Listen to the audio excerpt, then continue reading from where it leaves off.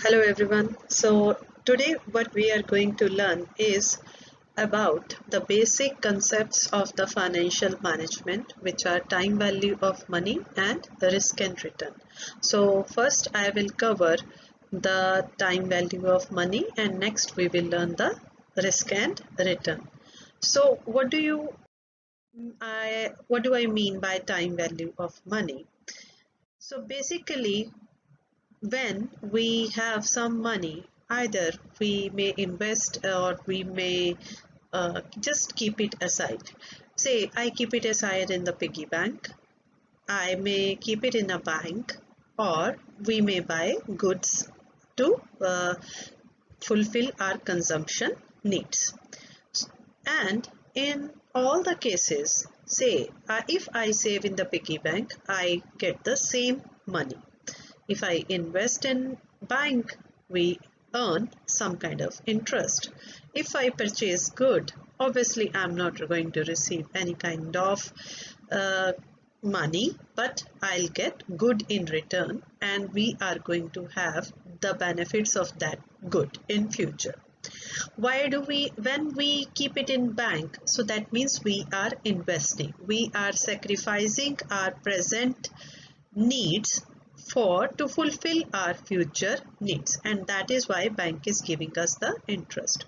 But the value of the money doesn't remain same. This is what is our first learning. Why so? Because if I am going to keep the money in the bank, the money is going to increase. So that means 10,000 rupees if invested today at 10% rate of interest, after 1 year I'll earn 1,000 rupees on that, and my amount will be 11,000. So 11,000 of the next year is equal to 1,000 10,000 of present year. So that means the value has, or in the money terms, the money has changed.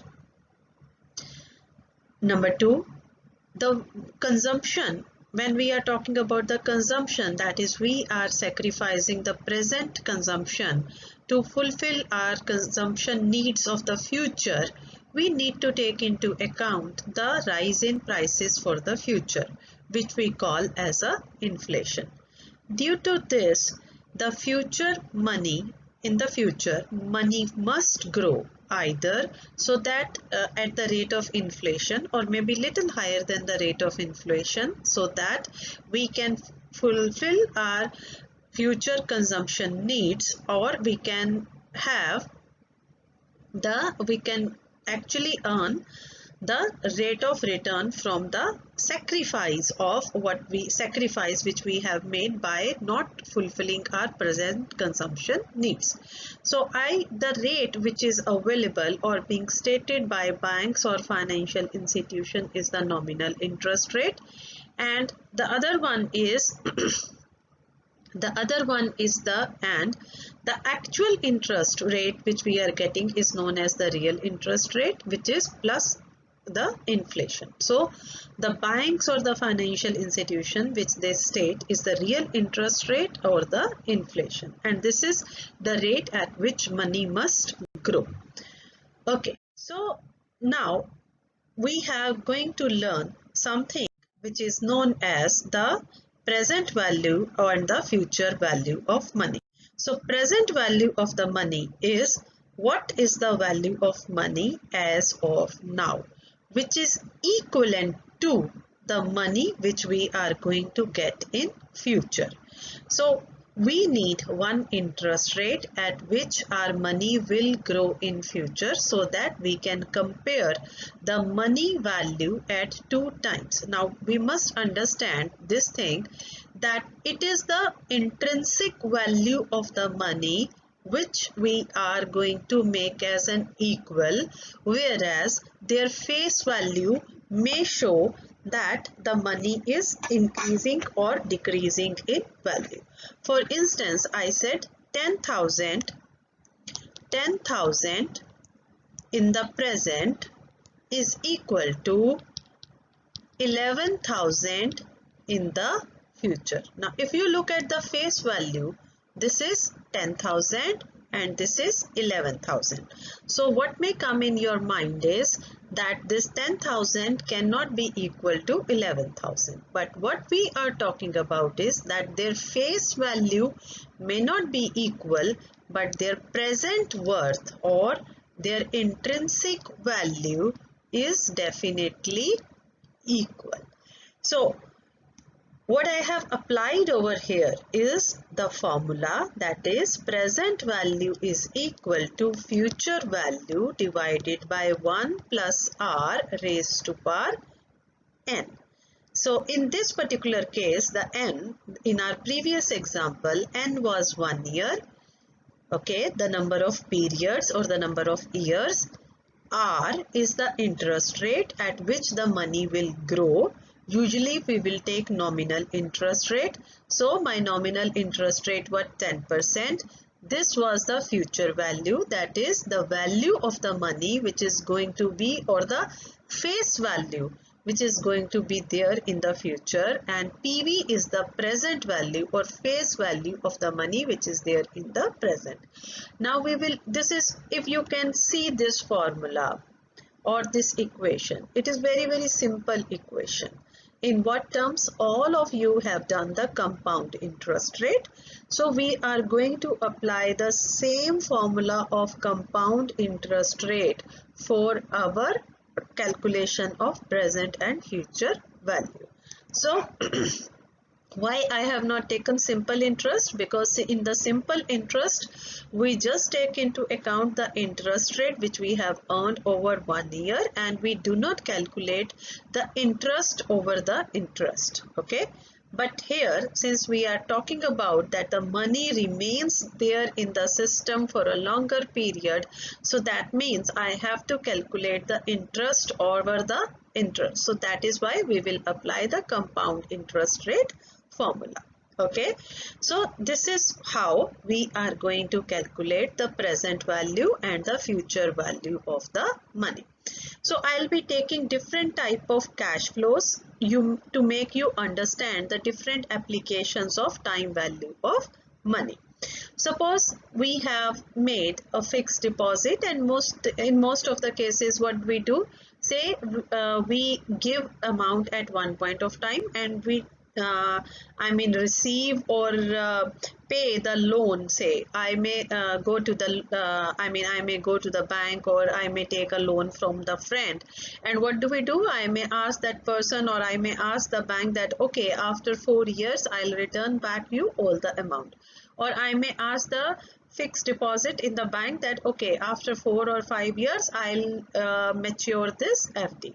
So what happens is this amount, which when there are no intermittent payments, these are the intermediate years. So every time whenever I am talking about this, the timeline, we are making the assumption of end of period, okay. It's never a beginning of the period. Please understand, when it will be a beginning of the period, so that means I have to consider 1 year extra, okay. Anyways, we'll take this case later, but first learn it is always end of the period, and we will always start from the year 0, okay. So when there is no intermittent cash flow, and only the cash flow which is there is in the beginning and in the end, we call that as a lump sum amount. So the formula is very simple, the one which we have applied for the compound interest, that is present value is equal to future value divided by 1 plus r raised to power 1. And similarly I can say future value is equal to present value 1 plus r raised to power n, okay. So when there are intermittent cash flows, clear? Why I have made these pockets very small ones? Because I am saying we are going to have, say, lump sum amount in the beginning of the period and very small cash flows at the other periods. Suppose I have received, or I have taken a loan from the bank. I have taken the lump sum amount and I am going to pay my installment in small amount. So we call this as an annuity. Again, assumption is all the payments are at the end of the period. If it is in the beginning of the period, we will call this as an annuity due. And shortly we will see the formula for the annuity due, where one more term which we need to add. The very simple. Now here we will consider this as a sum of GP terms, and the shortcut of this formula is present value is equal to A is an annuity amount, okay, 1 minus 1 plus R raised to power n divided by R. How we have derived this formula, we will learn it in the class. Now, the annuity could be the future value of the annuity means, say I have taken a recurrent deposit. In the recurrent deposit, what happens? We make small payments and then we receive a big payment at the end of the period. Okay, so the future value is equal to, again, A small a is a annuity amount 1 plus R raised to power n minus 1 divided by R. Again here we have applied some of the GP terms. Now when I take annuity due, that means payment is at the beginning of the period and not at the end of the period. So now you see there is one extra amount which we have received or which we have paid. So one term 1 plus R is multiplied over here. Extra 1 plus R is there. Similarly, for the future value, again one more term of 1 plus R is multiplied over here. Now, over here when I say annuity, annuity means equal amount. Say 100, 100, 100, okay, sorry, 100, not 1000, 100. Okay, so when this amount is equal, we call this as an annuity. But many times what happens, this annuity grows at a constant rate. Okay, what do I mean by annuity grows at a constant rate? Suppose in the year 1, the amount was 100, and in the year 2, it grew at the rate of 10%. Okay, so if it grew at the rate of 10%, I got 110. In the year 3, the 110 again grew at the rate of 110. Oh, sorry, 10%. So I'll get here 121. So it is not a constant amount. It is 100, 110 and 100, 121. We will call this as growing annuity. Now one more thing, in the growing annuity, usually R is greater than G. Okay, what is my R? R, we call it as a discounting rate or rate of interest, and G is my growth rate at which the annuity will grow. So the formula is simple. We have added one more term. How we have derived the formula, we can show it in the class in the detailed discussion. 1 plus G raised power n divided by R minus G. Okay, again there can be a future value. Again 1 plus G, this 1 over here is replaced by 1 plus G raised to power n R minus G. If for all the cases we have applied sum of GP formula. Now let's see the compounding frequency. When the compounding frequency is not annual, over here we assume the compounding frequency is annual. So I say the money is compounded semi-annually. So that means interest will be paid 2 times in the year. if I say the compounding frequency is quarterly, so that means interest will be paid 4 times in the year. If I say compounding frequency is monthly, so that means interest will be paid 12 times in the year. If I say compounded continuously, that in stock markets we get this application, so at that time we use the formula of exponential. We say e raised by rt. So future value in that case is present value e raised by rt, and present value is equal to future value e raised by minus rt. Okay. So here it is n is my number of years, okay, time periods, and m is the compounding frequency, and rate will, total n will be divided by this. Suppose I say 5 years compounding semi-annually, so total times, how many times we have received the interest rate? 5 into 2 comes out to be 10. Okay, 5 is the number of years, so n is 5, 2 is my m, which is the compounding frequency, whereas interest rate will be divided by the compounding frequency. If I say 10% was the annual rate of interest per annum, so if it is paid semi-annually, we will say 10% divided by 2. Okay, so please keep this in mind when the compounding frequency is not annual but semi-annual. Okay, in this particular case, my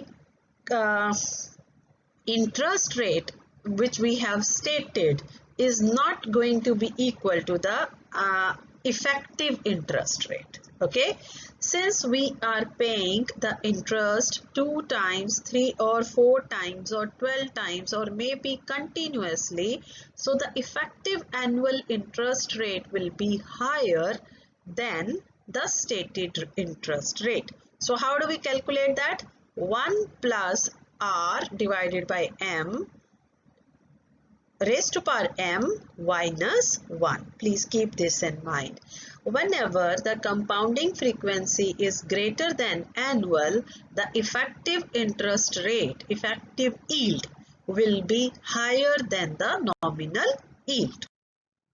Okay, we'll do this question, and I have missed one more point over here, which is perpetuity, the case of perpetuity. In the case of perpetuity, we will say that annuity is forever. Forever means, so when I say that it is in the period 1, period 2, period 3, but this continues till the infinity. I mean, we are going to get this annuity amount till infinity. Okay.